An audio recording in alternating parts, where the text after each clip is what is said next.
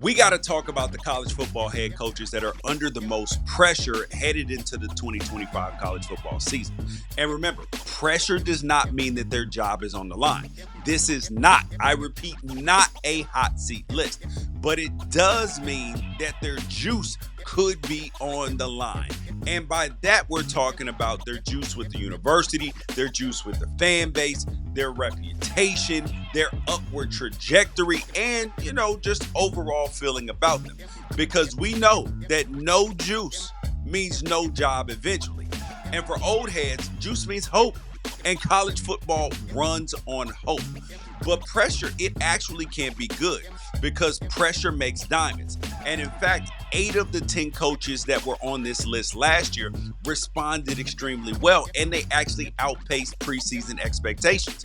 And 2 of the coaches even met in the national championship list. So this list is a good list to be on. So let's get into it. Make sure that you guys like, subscribe, get notifications, and tell a friend about the Unafraid Show, and most importantly, share. Here are the 12 college football coaches that I believe are under the most pressure headed into 2025. This year, we got a repeat man, and that is Billy Napier. I was in the minority last year when I thought Florida would go over their 5.5 game over under in the betting odds. And people finally figured it out that they were going to be better than most people thought when they dominated Tennessee in time of possession, outgained the Vols on the road, and then responded to ultimately losing that game by beating the living hell out of Kentucky the following week. Now, Florida finished 8-5 and had a 500 record in SEC play and had one of the toughest schedules in the country. And what is their reward for this year? An even tougher schedule in 2025. Florida plays at LSU, at Miami, at Texas A&M, at Ole Miss, and has to play Kentucky on the road, which is a scary place to go in and win. Just ask the boys over in Georgia. So maybe if the Florida Gators road schedule isn't that insane, they've got it easy in the swamp, right? No. They host Texas, Tennessee, and Florida State. And they have the annual, what used to be the largest cocktail party in the world, against Georgia in Jacksonville as well. And you know what else they did, which they deserve applause for? Good job, Florida. No November cupcake, which is a rarity in the SEC. Now, there is good news, Florida fans, and people who are SEC fans, that they do bring back a lot of talent on offense. They bring back their quarterback, DJ Lagway, who we're not exactly sure how healthy he is because he wasn't throwing a lot in spring ball. And he's looked very promising, though. And then you got Jordan Ball, who's a stable in that running back room, and they could help the Gators defense actually stay off the field. But this team lost a lot of talent on the defensive line. And most people thought that to compete this year, Florida was going to have to hit the transfer portal hard to get some big time run stoppers. But Florida actually did what some coaches are doing right now. They're zagging when everybody else is zigging.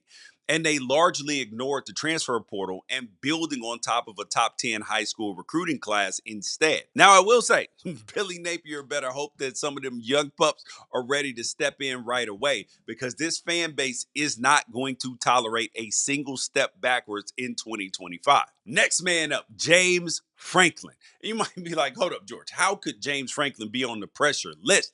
They went in the college football playoff and won 2 games. Well, here's the thing. Penn State is to the Big Ten what Hawkeye is to the Avengers. Yes, he's a hero. Yes, he deserves respect. But one-on-one against a real Avenger, and you know what I mean when I say real Avenger. Let's just say you'll always find out that there's a difference between hero and superhero. Here's the facts. James Franklin is just 3-10 against AP top 10 teams when Penn State is simultaneously ranked inside of the top 10. So that should be a fair fight. And this year, he's coming off, yes, a college football playoff run. Man has retained his quarterback, Drew Aller, which some people think could be a first-round pick, and has what is arguably the top running back duo in all of college football. And there are no more excuses. There's no more chances after this year to prove that you still have the ability to go from near the top of the mountain to the actual summit. And that's the definition of pressure. Because can Penn State be 4-0 after hosting Oregon at Beaver Stadium? Can they win at Ohio State after a bye? And if the answer to both of those is no, then what will it mean for James Franklin's relationship with the fan base, especially when he's gained a reputation for using the threat of leaving to keep himself in a good contractual standing with Penn State? Next up, we got the man down in Bama, Mr. Kalen DeBoer. And it was always going to be difficult for Kalen DeBoer, a fantastic coach, to follow the greatest coach of all time in Nick Saban. But we do have to give DeBoer credit for having the stones to try and pull it off. And it would have been hard enough without every single Saturday being filled with Nick Saban being on camera, talking about all the things coaches should and should not do on studio shows, on commercials, sitting in the stands outside the stadium that boasts his actual statue and the field that bears his name. But Alabama this year, though, they did have 40 plus players graduate, declare for the draft, or transfer out in the offseason. And by the numbers, it's the greatest transfer class of all time. It's just headed out the door instead of in the door. And honestly, if I've ever had one criticism of DeBoer, it's that he's yet to prove that he can recruit at the level that some of these other coaches making $10+ million a year annually have done. And while their high school recruiting class, you look at it, it was awesome. The transfer class raises some eyebrows. Now, can offensive tackles from Ball State and South Alabama actually step in and protect either Ty Simpson, Austin Mack, Keelan Russell, whoever is back there in the backfield, and give Kalen DeBoer's offense an actual chance to work in SEC play? And the truth is that offense, it better work, because Ryan Grubb finally joins this staff after pulling the okie doke on Alabama not once, but twice. And the Crimson Tide face early season battles against Florida State and Georgia. And those games are going to shape the narrative of this entire season and this staff. Next up, Hugh Freeze. Because Brian Harsin got chased out of town after 4 SEC wins in almost 2 years.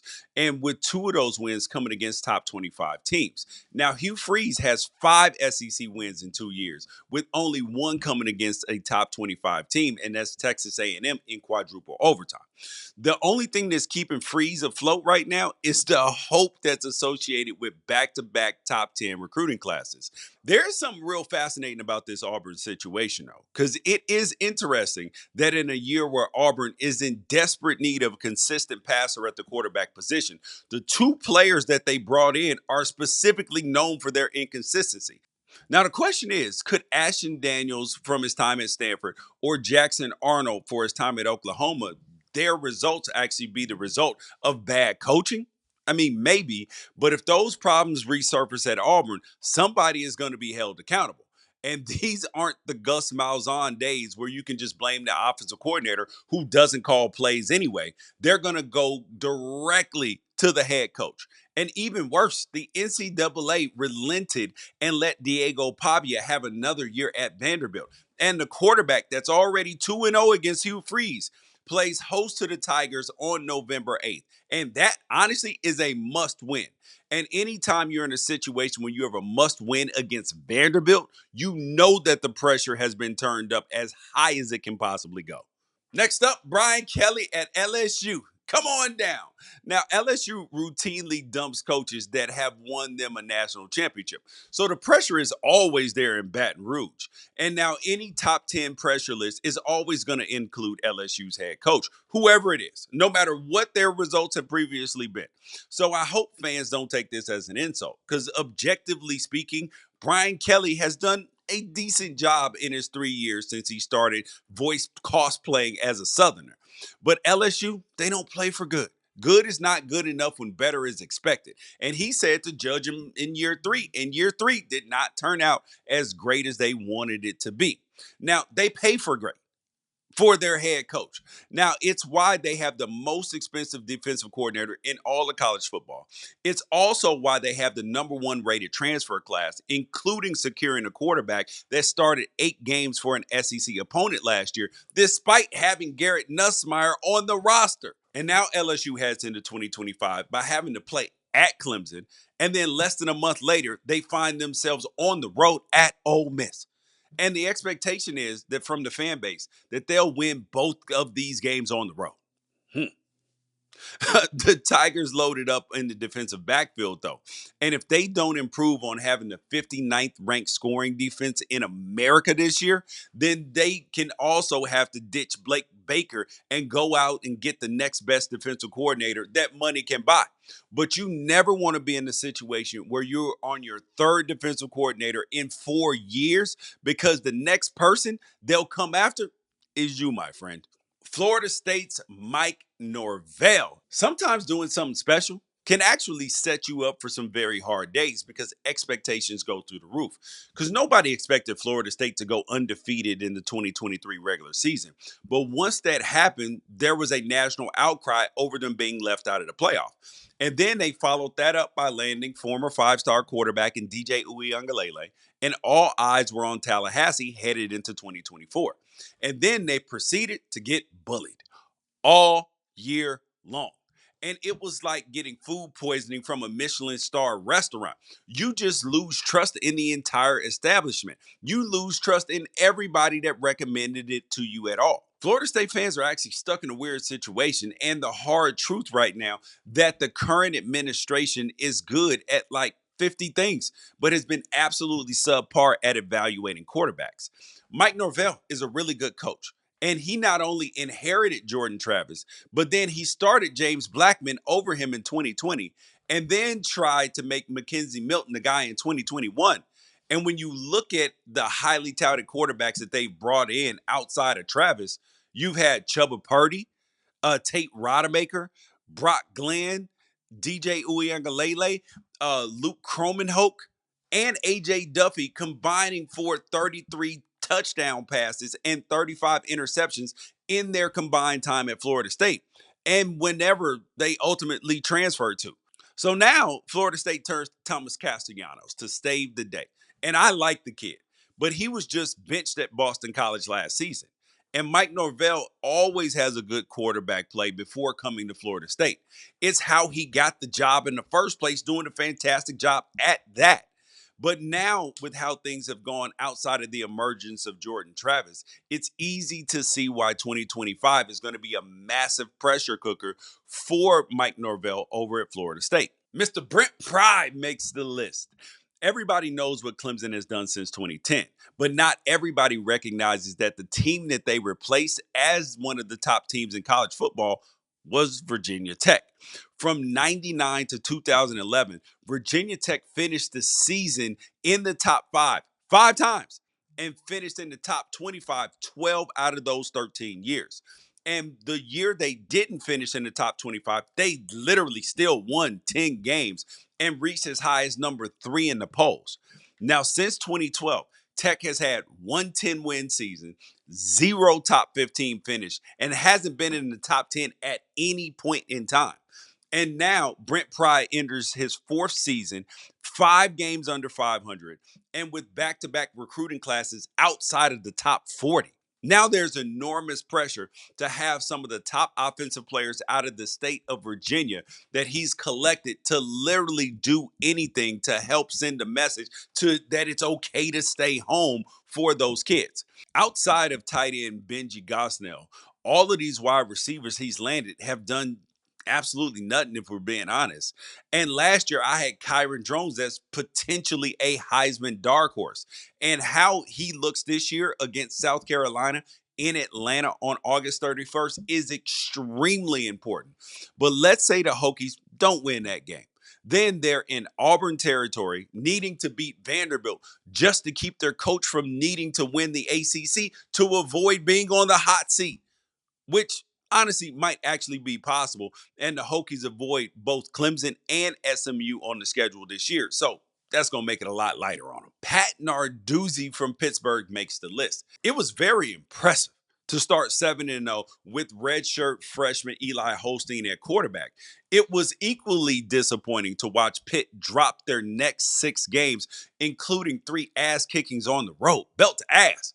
Narduzzi is a developer and a guy who's going to take guys from high school, and grow them and develop them and really stay out of the portal very much and really not participate in NIL at the same level as some other people in their conference. And I'm sure that makes Pitt fans absolutely furious. But I'm actually encouraged by the way Pitt has used the portal in the last couple of years. Last year, their leading passer, rusher, and receiver all started out somewhere else. But at the end of the day, you got to win football games. Pitt has had back to back losing seasons in the ACC. And the last time that happened was 2012, 2013, which resulted in Paul Chryst getting one last chance to right the ship before Chryst ultimately decided that he'd have an easier time in Madison. And he was right. Now, Narduzzi enters 2025 with a talented roster and with a quarterback in Eli Hosting that I believe is really, really good. And everybody is holding out hope that Desmond Reed and Kenny Johnson can be this year's Cam Scatterboo and Jordan Tyson. And then you give Pitt and Arizona State a surprise run into college football playoff. There's a game I'm looking at on their schedule, and it's that third to last game against Notre Dame. Now, if that's a contest where they're fighting to stay in contention for double-digit wins, great. If they're fighting for bowl eligibility, that's the type of game that can decide somebody's fate. Matt Rhule at Nebraska. There's a Latin phrase, nullus gradus retro, and nothing more perfectly describes what Matt Rhule needs to do in 2025. That phrase, nullus gradus retro, translates to not one step backward. Nebraska went to a bowl game in 2024 after a 7-season drought. Nullus gradus retro. Nebraska went 3-6 in the Big Ten for the second straight year. Nullus gradus retro. Nebraska had their highly touted freshman quarterback Dylan Raiola struggle enough that they demoted Marcus Satterfield to bring in Dana Holgorsen last year. And last year's offense was ranked 103rd in scoring. Nullus gradus retro. Nebraska had their first recruiting class in the top 20 in 5 years. You know the phrase, nullus gradus retro. This Nebraska program is just now getting its footing after a long slump. And it's a delicate situation. They have a schedule without Ohio State or Oregon, and they get to play host to Michigan, Michigan State, USC, and Iowa. Now, if this team can't get to 500 in conference play with a 5-star quarterback, a top 20 recruiting class, Dana Holgorsen at OC, and a schedule this friendly, maybe they just can't do it at all. But people aren't going to say that. They'll blame Matt Rhule. And so the pressure is on him to make sure that this team takes not one step backward. Luke Fickell. I am personally higher on Luke Fickell as a head coach than a lot of my media commenter colleagues. Now, it's been an offseason full of distractions over the transfer portal, sure. But if you get past the headlines about how Xavier Lucas ended up at Miami, Wisconsin is back to recruiting like Wisconsin. More than a dozen of the players that they brought in this offseason from the high school ranks and the portal are above 6'5". But what is currently worrying some Wisconsin fans is that heading into Luke Fickell's third year in charge, they're forced to depend on Jeff Grimes, who's coming from Kansas, to coach Billy Edwards Jr. at quarterback, who's transferring in from Maryland. And it's hard to know what you're going to get from either one of those two guys. And is this the Jeff Grimes that everybody wanted fired from Kansas halfway into the 2024 season? Or the Jeff Grimes that had Kansas looking like a top 10 team at the end of the year? And that helped make Zach Wilson a top pick in the NFL draft while he was at BYU.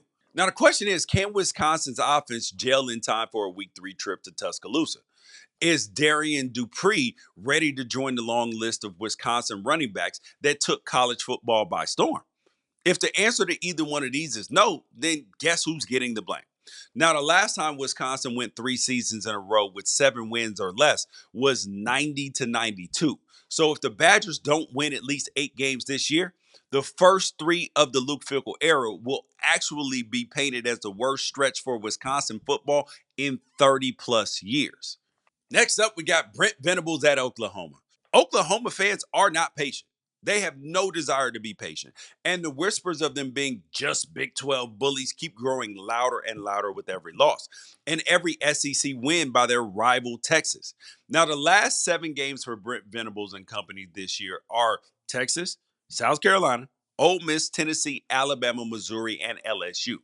Now, a lot of fan bases might be able to accept going 4-3 over a gauntlet stretch like that. But Oklahoma fans were raised on a steady diet of an average of about 1.5 conference losses per year in the 22 years before Brent Venables arrived in Norman. Now, Venables has 14 conference losses in 3 years. Now, adding to the pressure is that Jackson Arnold didn't live up to the enormous amount of hype he received when he made Dillon Gabriel transfer to Oregon. Now, at that point in time, it seemed like no big deal. And now they've opened up their pocketbooks to get the most exciting quarterback in college football from last year. That is John Mateer and his offensive coordinator from last year's Washington State team. And I could not be more excited to watch this kid play in an Oklahoma jersey. Plus, they've got a healthy PJ Adeboye rushing the passer, and Peyton Bowen and David Stone have first-round potential on defense. And as much pressure is on Matt Rhule to have Dylan Raiola live up to the hype, Brent Venables has to prove that he's the guy that you want to send your 5-star defensive player to if you want them to maximize their potential. Now, all Brent Venables has to do is win and have all his players look like stars. And his reward will be to have to do it again in Norman next year. That is life as the Oklahoma head coach. Now, Oklahoma fans, if you didn't like that analysis, stick around for the final name because it'll brighten your day. Lincoln Riley. You know Lincoln Riley feels the pressure because he's reacted to it. He protects his program from reporters. He's upgraded his defensive staff, not once, but twice. And he's remade his recruiting strategy, which is putting in work right now. And I've heard from kids themselves and their families, USC's making a push like no other. And there are few programs that are coming with that level of intensity right now. And you might not like that he's actually had to make all these adjustments. And you might find that some of his methods, especially treating the LA media market like his players are the New York Knicks, completely unnecessary. But you cannot say the man is not trying. And he needs to try something. Because at USC, just like at Oklahoma, double-digit wins, it's not just celebrating. It's the standard.